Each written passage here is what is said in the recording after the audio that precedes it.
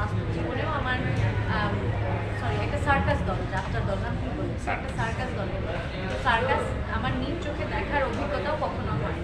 তো সেখানে একটা সার্কাস দলের অংশ যে একটা মেয়ে, তাকে সার্কাস দলে যা যা করতে হয় সেগুলো আমাকে রপ্ত করতে হয়েছে।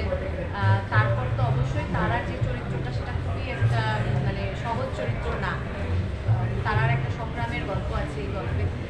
তো সব মিলিয়ে ভীষণ চ্যালেঞ্জিং একটা ক্যারেক্টার ছিল। এটা তো হয় যে অবশ্যই একটা ফুল টিম থাকে, একটা চরিত্র হয়ে ওঠার জন্য একটা পুরো টিম থাকে। আমাদের কস্টিউম টিম ছিল, আমাদের সেট ডিজাইনের টিম ছিল, পরিচালক এবং আমাদের যে সিনেমাটোগ্রাফার সবাই মিলেই আসলে প্লাস এই যে কোনো সহকারী পরিচালক যারা ছিলেন সবাই মিলে সাহায্য করে যে আপনার ক্যারেক্টারটা এরকম হতে পারে, এইভাবে আচরণ করবে।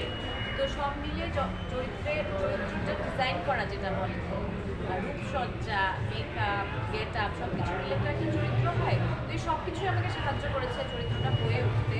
আর অনেক নতুন অভিজ্ঞতা ছিল, সার্কাসে ছুরি খেলা, নাচা, তো এইগুলো অনেকটাই আমার সেটেই অনুশীলনটা হয়েছে।